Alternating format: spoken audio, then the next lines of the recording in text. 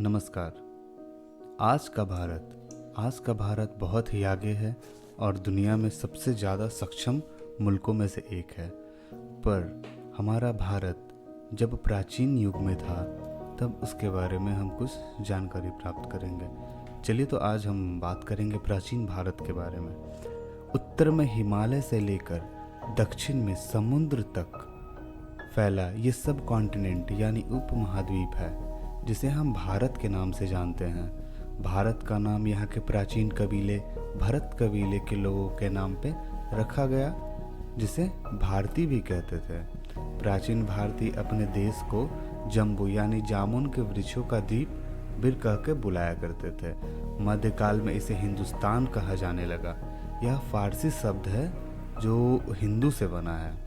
अंग्रेज इसे इंडिया कहने लगे, जो यूनानी भाषा इंदे का एक रूप है। भारत के भाषाओं में बहुत ही विविधता देखी जाती है। विंध्याचल की पर्वत श्रृंखला भारत को दो भागों में बांटती है, उत्तर और दक्षिण। जहां उत्तर में इंडो यूरोपियन भाषा बोलने वालों की अधिकता है, वहीं दक्षिण में द्रविड़ पारिवारिक भाषा बोली जाती है। द्रविड़ पारिवारिक भाषा भारत के कई संबंधित भाषाओं का एक समूह है। इसमें मुख्यतः तमिल, तेलुगु, कन्नड़, मलयालम और लुलू भाषा आती है। प्राचीन भारत इतिहास को हम 4 भागों में बांट के देख सकते हैं: धर्म ग्रंथ के रूप में, ऐतिहासिक ग्रंथ के रूप में, विदेशी जो भारत घूमने आए, जिन्होंने भारत के बारे में इतिहास में लिखा, और वो जो भारत के आर्कियोलॉजी यानी पुरातत्व के माध्यम से जानेंगे। धर्म ग्रंथ के बारे में जानते हैं। ऋग्वेद में ज्ञान, विज्ञान, खगोल, भूगोल, धर्म, राजनीति, समाज, शिक्षा, संस्कृति, नैतिकता, नियम, ईश्वर, देवता, भगवान, मोक्ष आदि मानव से जुड़ी सारी तरह की जानकारियाँ मिलती है। यजुर्वेद में यज्ञ की विधियों का और यज्ञ के प्रयोग में किए जाने वाले मंत्र और इसमें रहस्यमयी ज्ञान का भी वर्णन है। सामवेद, साम का अर्थ है ज्ञान, गान, इसमें यज्ञों का मंत्र जैसे भारतीय संगीत का जनक भी कहा जाता है।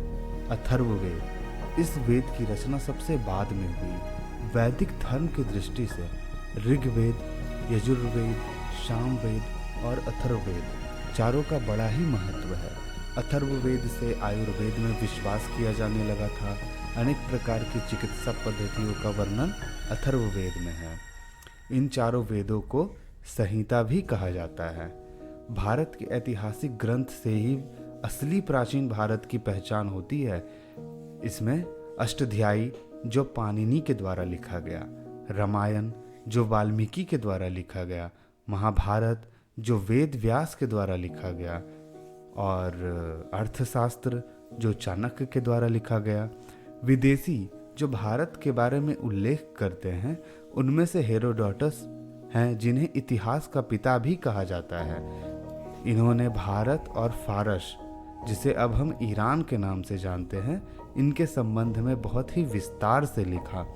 सिकंदर के साथ आने वाले लेखक भी भारत के बारे में बहुत ज़्यादा वर्णन किया गए हैं। मेगास्थनीज जब भारत आए तो वो चंद्रगुप्त मौर्य के दरबार में आए और उन्होंने अपने किताब इंडिका में मौर्य युग और इसकी संस्कृति के बारे में लिखा। Periplus of the Erythraean Sea book में हिंद महासागर और भारत के व्यापार के बारे में पौराणिक जानकारी उपलब्ध है। भारतीय पुरातत्व के फादर सर अलेक्जेंडर कनिंघम को कहा जाता है। भारत के कुछ अभिलेख हैं, जैसे हाथी गुम्फा अभिलेख, जूनागढ़ अभिलेख, नासिक अभिलेख, प्रयाग स्तंभ अभिलेख, मंदसौर अभिलेख, देवपाड़ा अभिलेख।